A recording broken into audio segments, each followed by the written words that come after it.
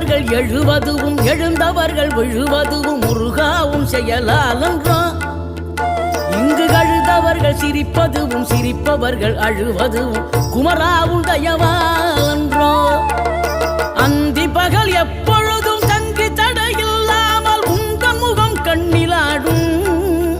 தினம் எந்த நிலை கொண்டாலும் கந்தன் துணை என்றாலே வந்த வினை நல்லவோடும்.